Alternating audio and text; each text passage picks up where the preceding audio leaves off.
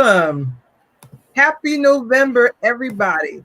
We are back for the STRIVE Alumni Town Hall. I am so happy because I'm not by myself tonight. I have my colleagues, none other than Clarence K. Jackson and Terence Biasin. And so, I feel the love. I feel the love. How is everybody doing? Great. Fantastic. So, we've been doing this since July, so we'll just do what we do. I wanted to point out some announcements from STRIVE at Large. Shout out to STRIVE Atlanta and ATL. We have a partnership with Trust Plus. Last month, we heard from Christina Richiez, and for our alums located in New York and Atlanta, you have open to you free financial counseling one-on-one by texting, if you're in New York, Strivers, or if you're in Atlanta, Strive ATL, to 646-349-5959.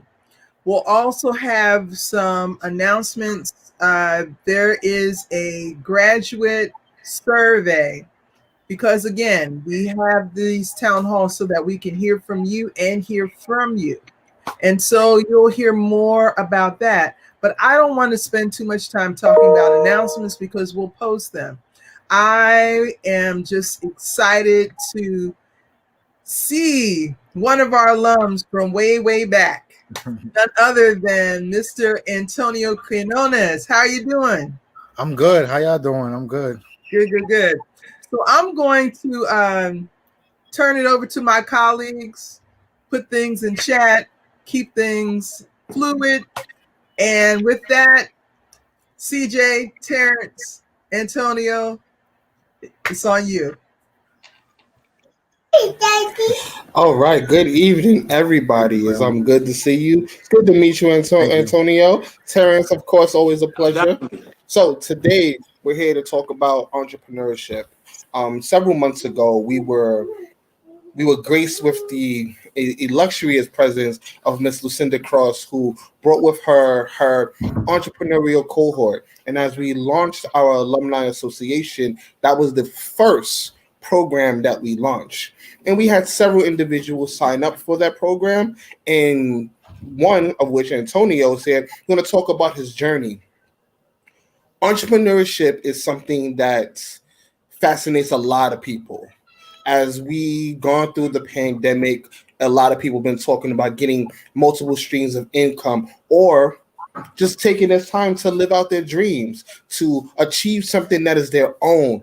Ownership is something that is highly preached about and something that we really want to do. And so we decided that entrepreneurship was going to be one of the pathways that we give to our alumni because it elevates their dream.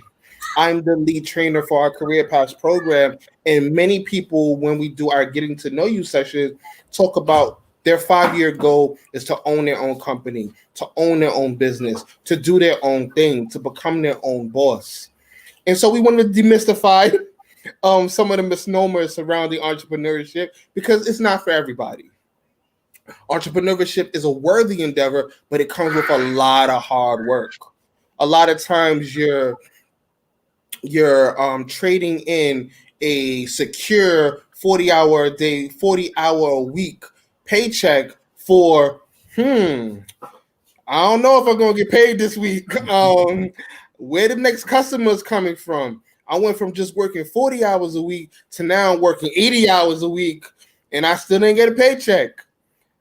Statistically speaking, most businesses fail within their first 5 years. Within their first 3 years for businesses started by people of color. Oftentimes, our communities struggle with starting their own business because we don't have the luxury of having safe nets that can support us through the endeavors. Oftentimes, we need to have a job to do what we call our side hustle because it allows us to keep the lights on, to put food on the table while we look for customer after customer after customer. This is the reason why we decided that here at Strive, we're going to give them that opportunity to have that safety net, and continue on.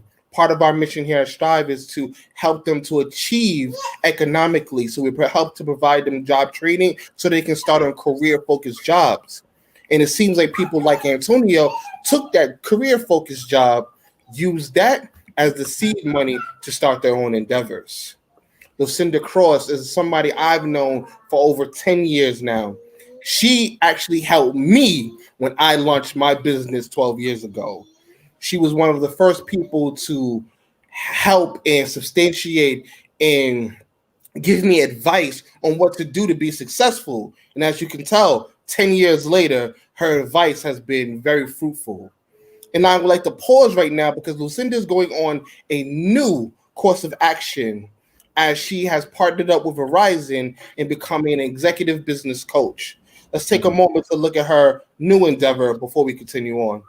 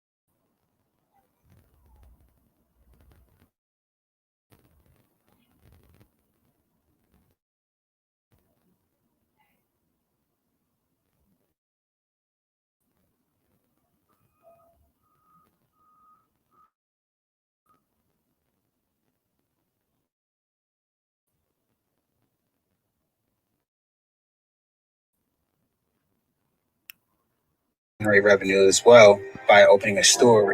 In the winter season, the truck really doesn't go out. So that was the point of opening the store to help bring some revenue in. We signed our lease in January, and the announcement of COVID happened mid-March before we can open our doors. We weren't able to have a grand opening. People were, afraid to go outside at this point from coverage about COVID. So everybody's staying inside, and we have a store that we have to open, and now we have to pay rent on. It just messed up our whole planning for the winter. And now we have to kind of rethink, how do we get through the next few months?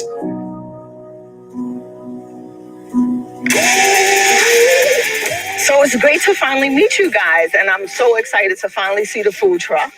So what are some of the challenges that you've had since COVID? One was actually opening the store. We're kind of in a hole where there's no residential business, so there's no true dinner business, and there's no lunch business because everybody's working from home. But since things are starting to open up just a little bit, the trucks are back on the road, they're working out, but the store is now, we're kind of like dragging the store along. Any concerns about the truck? We do more of a business spring and summer, fall. Once winter hits, it's completely a standstill for the truck business. What can we do to keep this pushing, keep the brand pushing? While COVID has affected many small business owners now, it's important for us to implement new ideas to have a stronger position. One thing that I recommend is thinking outside the box, or even thinking about no box at all. First of all, you guys are sitting on a gold mine. The whole restaurant industry has been turned upside down. I'm thinking going on a tour where you're not here during the winter months, but your truck is able to move to the warmer side. We'll take the food trucks out of New Jersey and create a tour where they're able to go to southern states such as North Carolina, Georgia. This way they are still able to function and increase their marketing value. You guys are also connected.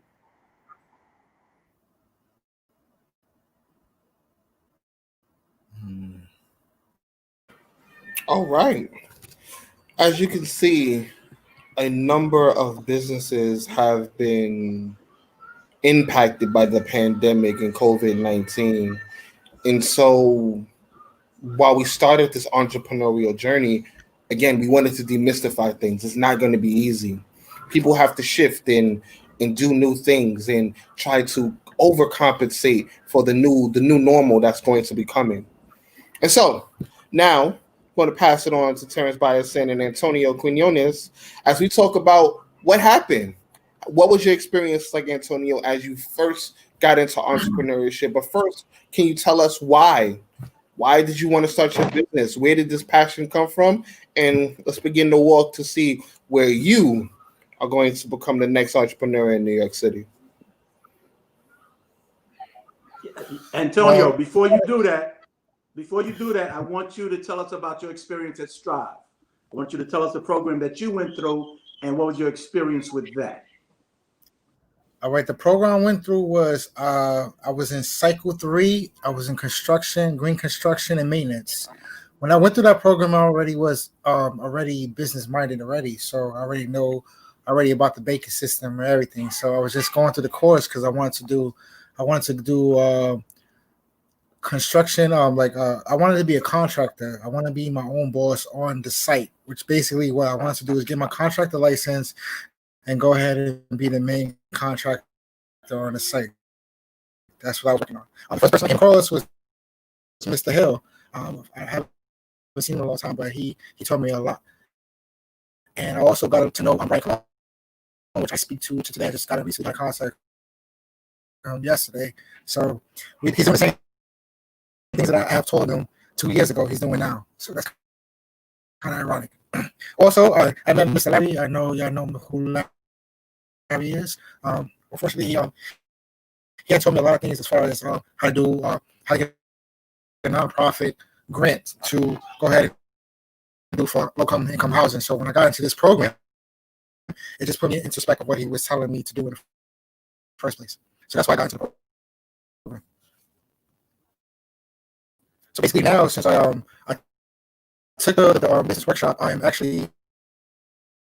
a book that I show you that I'm working on right now, how to get your 501c3, how the laws and everything that you need to do that, because I already know how to get an LLC, but now I'm working on how to really put it into perspective.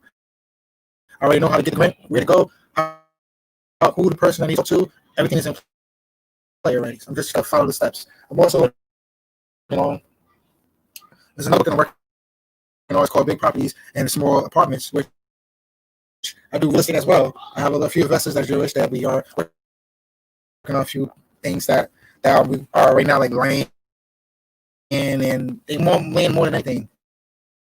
But with that, I also I'm a tax preparer, so I'm ready to get ready for tax season. So I'm a really busy person, as you can see. So therefore, the program just put me into different perspectives. I have a lot of network relationships with everybody. So it was great that Terence put me to Lucinda.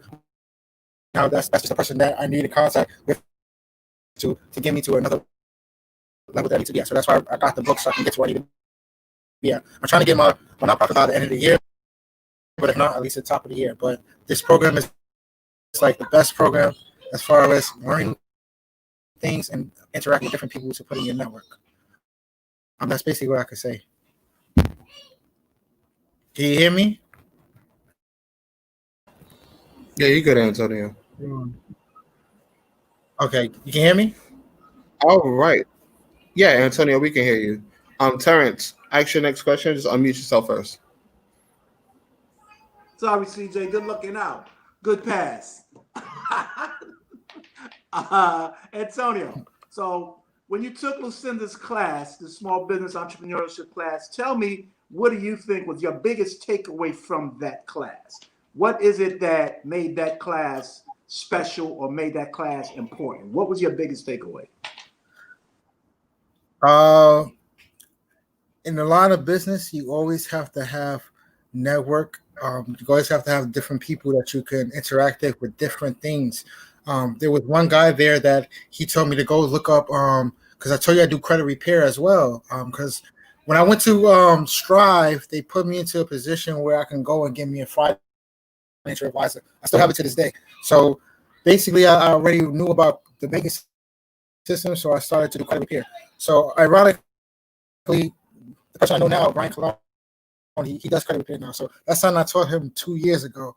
But from getting through Lucinda's class, it just put me in the perspective where I need to know high people in those high places so I can get things done. In business, it's not time to wait. You have to get it done. If you can get it done, that's how you get more business. Can you hear me? Yeah, Antonio, you're fine. A follow-up question. Okay. Yeah, Antonio. Yeah, CJ. Follow-up question. When you were signing up for Lucinda Cross's program, what was the idea that you went into it? What did you hope to be the product that you would come out with and begin working on? Getting the stuff that I need right away. That was my main goal, to go in there to get stuff that I need right away, to soak the information in and take it and run with it, not stay stagnant. So that's exactly what I did. So what was the business that you wanted to start? I was always into real estate. I do have an investor that I work with for years. He's like my friend. But now I'm trying to work on a nonprofit so I can get low income housing. I've been working on it for a few years already. So now the way the perspective was, we're going through the workshop, told me that I need to push a little harder and I need to go ahead and get the right people in the right position to put me in the right position. Because in business, if you don't have the person to put you in the right position, there's no way to go anywhere else. You have to be with the same person that's doing the same thing that you know already. All right. Tell us a little bit more. What is the business, either the for-profit or the nonprofit, that you're hoping to start and run with? Tell us some more about it. Treat this as if this is your pitch. The nonprofit that I'm working on for the housing, the low income housing, there's things work that, like right now, just for prime example, in New York, right, where I used to be I was in a shelter system at one point, and through there's people that work just that doesn't have the option to go into low income housing. They have these different programs that you can relate for them to get into to have housing, but they can never get it because New York never has it. They have to go move out of town. So why can I not be the first person to offer that for them to keep flowing and provide them with housing? So that's what I was thinking. That sounds like a great endeavor, Antonio. What made you think of that? Like, what was your impetus for saying, you know what, there's a need for this. Let me try to make this happen. It's personal to me because I went through the system and I already know. So it's very personal to me. I already was thinking about it, but they just put the icing on the cake. So now I want to be more stern about it and just go for it, because there's nothing like it. I don't know if you heard about it. There's in the shelter system, they have this program where they pay exactly a whole year for an apartment. It has to be 1 bedroom or more, right? So let's say if my nonprofit established through the grant, I can get a grant from 1 million to 10 million. I can get a piece of property. I can build on that. I can bring people there. Now the cycle keeps going. Now everybody's going to keep going to housing because they know they got one place that takes that one program.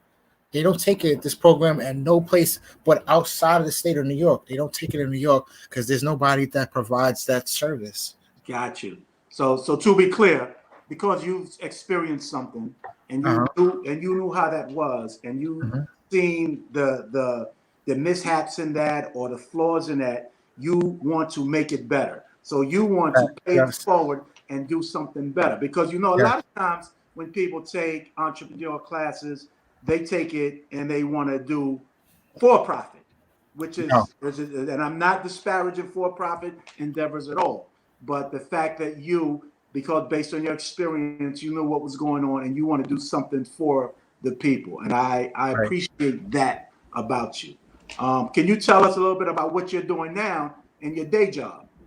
Well, right now, my day job, I am actually, I work at a company called InstaCart. I am a trainer there, so it's not like this. It's a good company to work for. Don't get me wrong. I've been there for like a year or so. It took me a while to be a trainer, but they just because of my skill set, I can't train fast. But yeah, what I do right now is do that, and as well as, like I said, I continue to keep my mind going. I'm about to launch my credit repair business, which I already have already. I do have like a tax business I do every year. This is my 4th year doing taxes. So it's like I really stay busy. And this season is going to be a little different because, everything that's going on. The softwares I use, they basically have an app that you can put your information in and I can just get it on my desktop. So it's a little different this year. But basically that's what I'm doing right now. Okay, fantastic. So one thing that I appreciate about you, I see about you, is that you took the entrepreneurship class. You know what kind of business you're trying to open up, and you got some books in order to embellish what you've learned, in order to advance what you learned, which I think is very important. Tell me about the books that you're reading. Are they helpful to you, and would you recommend them to anybody else that's trying to do what you're trying to do? Well, on the 501c, the nonprofit, I before I even got the book, I read about the person that wrote the book first before I even got the book, just to make it interesting to me. And when I ordered the book, I started to read it. I'm not really quite done with it yet, but it basically breaks down in little bullet points on how to construct a 501c, which I already knew already. I just wanted to like have a second opinion about it per se. Right. But I already knew about 501c way back 2-3 years ago. Now I just want to put it together because I already know the plan that I wanted to do. The other book that I read is How to Make Big Money on Small Apartments. It's lucrative, just like if you was doing how to flip houses, like little rehabs and like that. But there's no really a competition in small apartments, so it's different. Okay. Being that you're doing a nonprofit and you're doing something that isn't real estate, that branches off to other things that could be profitable. You can have a nonprofit and you can have something for profit. You're still having that multiple streams. Remember, when it comes to a nonprofit, that's just a nonprofit. That's nothing personal to you. It's just a nonprofit. Exactly. Right. And I like the fact that you say multiple streams, because that's something that CJ always speaks about as well. So you have a good person right there in order to get some knowledge or to get some advice on multiple streams of income. And as you know, as a member of STRIVE, you are a member for life. So we are always here to help you, no matter what situations you get into that you may need our advice or our help. You know how to get to reach us. Yes. And the fact that you came in the STRIVE, you got your credentials, you got your job, you're working in the daytime, yet you're still hustling on the side in order to get your nonprofit. That is very commendable to you, because we just give you the tools. We just give you the knowledge and the tools, and it's up to you to take those tools and make it do what it do, as Ray Charles would say. So very kudos to you, my brother. Thank you. And we know that you will be successful in this, because you do know that it takes a village. So always remember that STRIVE is here for you. And anybody else, like you said, your network. That's the advice that I give everybody. Use your network. Use your network, you know. So keep up the good work, my brother. Thank you. Thank you. I got other things in mind too. I got like that's my next question. Split, you know, that's another one. What's next for you? What is the next steps that you're going to take in either your credit repair business or your nonprofit? Where are you in the execution of both of those endeavors? First of all, I'm ready. I've been in credit. I did credit repair last year. I didn't. I fall back on it because you have, you go through life. Life brings you different stages. But I already have it set up already. All I gotta do is just sign into the network, and I'm already started already. I already have a few people that's already ready to go. Tax season is coming in. That's always been something that y'all can make quick money with because I'm very good with that already. So everything is already lined up. So when before the year comes and everything starts to go, I'm already ready to go. I'm just trying to really work on my nonprofit and getting that organized. And where are you with the nonprofit? Or what step are you? Is it still ideation, or have you done things since graduating from Lucinda Cross's program? I did. Actually, I sent Terence some information that I sent him. I think it was last week before we had this meeting. I was getting some quotas. I went to this website and did some research, and it was called charityusa.com, and they have different things to get your nonprofit going. They have different programs like they give you information on how to get sponsors. Remember, when you do a nonprofit, you got to have credibility. So if you don't have a sponsor to give you credibility, there's no way you can do it. You have to wait probably a year or two to do it. You know what I'm saying? So if it takes money to make money just in this world, unfortunately. But the more you spend, the better it is for you to get your nonprofit going in a good amount of time. Okay. When do you hope to launch? I'm trying to launch. I'm really trying to do it at the end of the year, but I'm gonna have to do more research on quotes and stuff like that nature. But I'm gonna try to think within the next 3 to 6 months. I should be able to launch my nonprofit because I'm very passionate about it, and I already got the connections where I need to be at. All I need to do is connect the dots. Once I connect the T's, I'll be all right. You make sure you let us know what's going on. Oh, most definitely. It only takes a phone call, or an email to get a hold of you. Right. I gave you my personal email, my personal number, brother. Yeah. Definitely. I'll keep in touch. All right, Antonio, we don't want to keep you too long. No problem. I have a question for you, Antonio. Yes. What would you say to other alums who are thinking about starting a business, but they're just scared, just flat out? Don't let fear get into your way of what you want to do, because everything I want to do, I'm going to get it done. Prime example, this all the things that I'm doing right now, they connect to each other. Like, just a prime example, being a nonprofit and doing what I want to do as far as being for local income housing, I can always offer them free services for financial literacy, because I know that profoundly. You see what I'm saying? So one hand washes the other. Don't be fear of what you want to do. Just take a chance. There's nothing else that you can do but take a chance. Good advice. All right, Antonio, since you are an entrepreneur with a business that you have going, here's your opportunity. We're viewed by thousands of people. Make your pitch. Get some clients, man. Christmas is coming. Here's your time to promote. Promote your business. I got the best. Say something.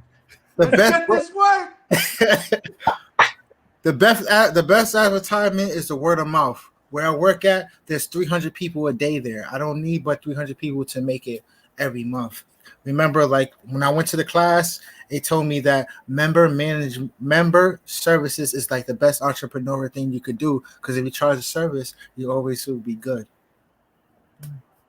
Why you think, like for example, OnlyFans page, they make so much revenue because they are member managed service.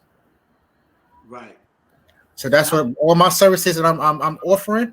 They member managed service, credit repair, managed service every month.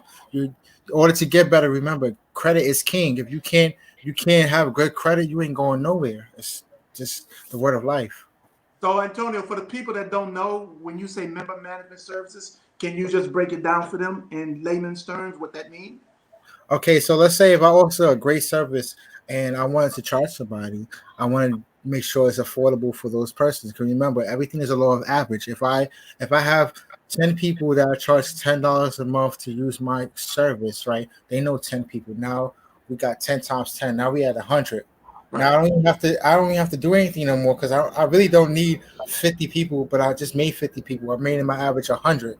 Now that I have 100 people, I don't have to worry for 4 or 6 months. I will make residual income just off of that member service for those 100 people. Because remember, it's going to keep cycling. People are going to have 10 people they know that needs that service. If I provide the great service, there's nothing else. I'd rather have volume than charge a lot.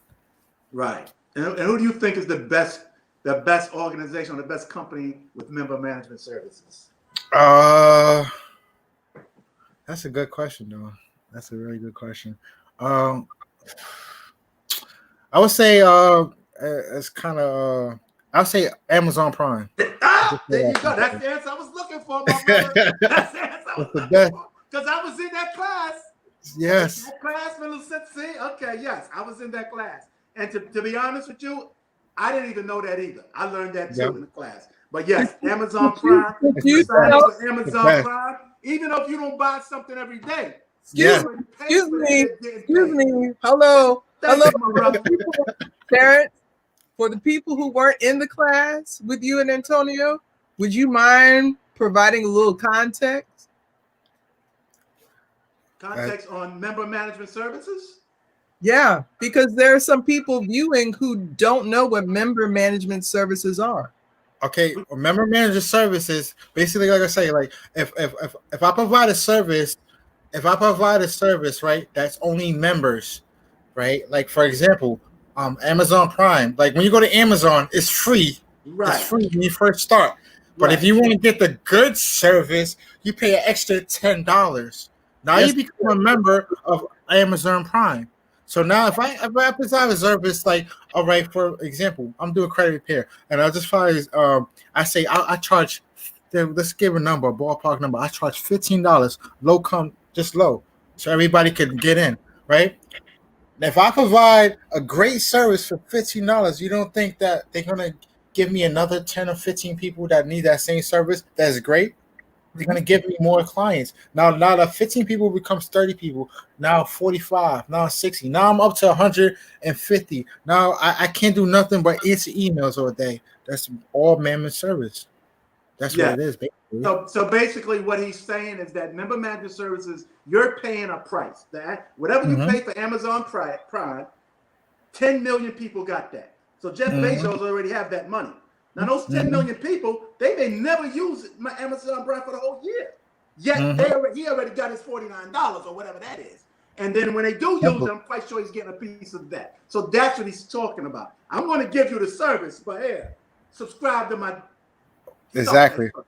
You know, so basically we can all agree here. They always say the saying, you pay what you get for. So when you get something free, it's free, but it's a lot to put into free. Now, if I'm gonna pay that extra $10 and I don't have to do so much work, then I think I'll pay the $10 and not to do so much work. Exactly. Yeah, I bought a turkey yesterday for Amazon Prime. It was $2.49.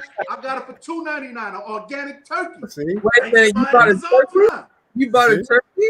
You cooking? Yes. You cooking? I make my turkey for Thanksgiving. Everybody. Wait. Now the whole world knows that. How are you gonna do this? Talk about your turkey for a minute. We need to know. Inquiring minds want to know. I'm gonna give everybody the secret to attend the turkey right now. Okay, hold on. Wait a minute. Y'all ready? Y'all ready for this? Wait a minute.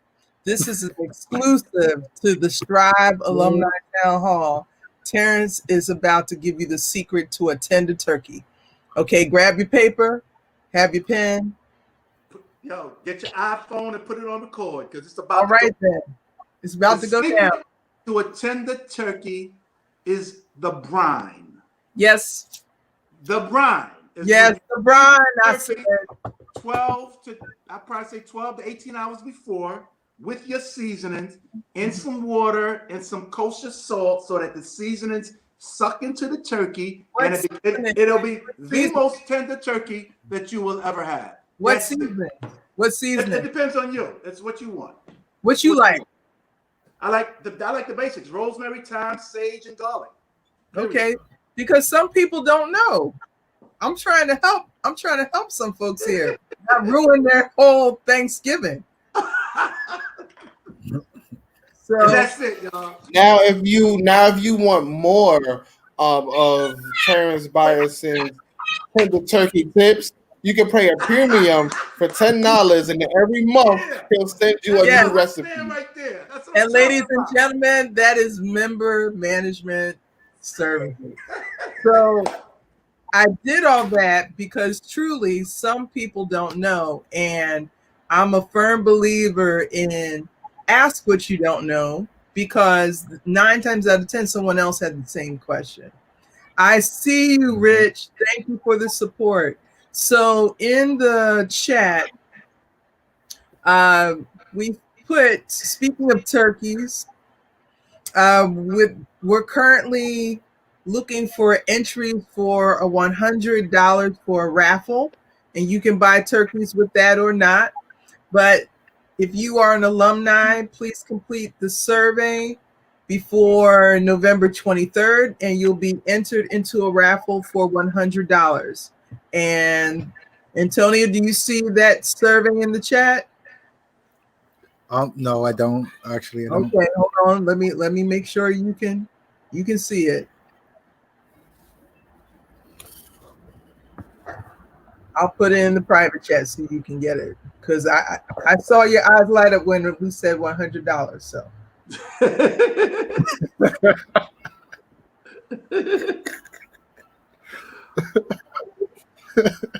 don't shame it. Verna, do you have the information for the food to get the free food? I sent it to you in a text. If not, I got the text right here. I can read it. Okay, go ahead and read it, please. Okay. All right. So text food, FOOD, to 877-877. And these are free move. This is a link to get free food during the COVID pandemic. So, like I said, text food, FOOD, to 877-877, and you will be linked up with places in the city where you can get free meals during this pandemic. Everyone. What's that number again? 877-877. -877. Okay. All right.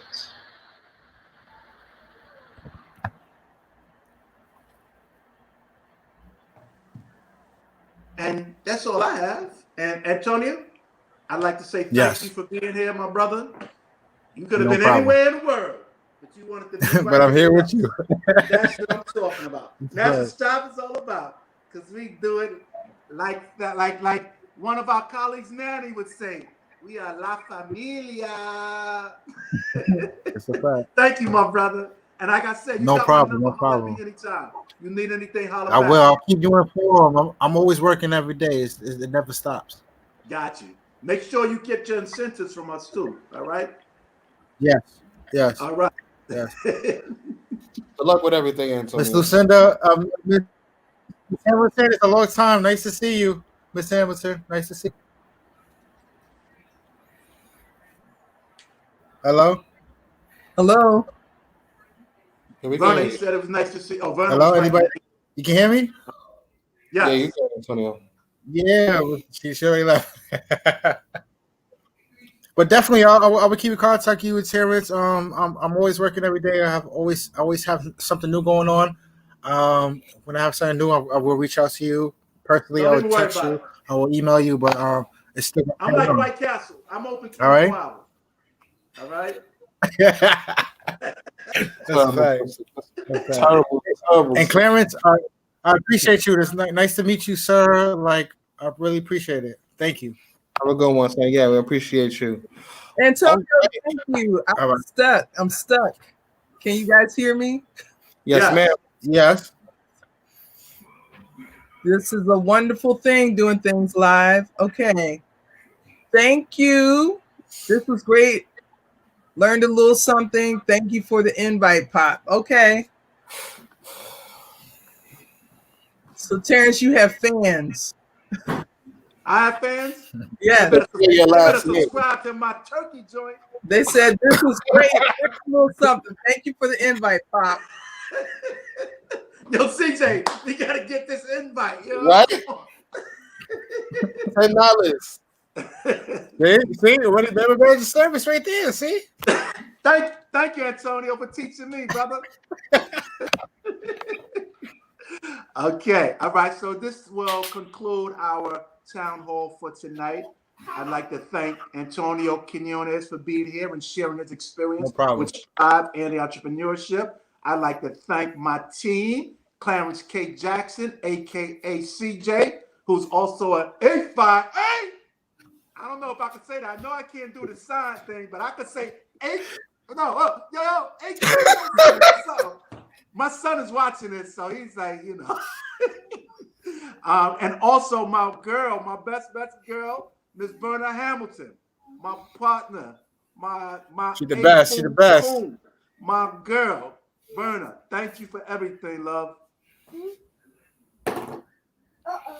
All right, have a good night, everybody. Berna. Have a good night. Y'all blessed. Stay blessed.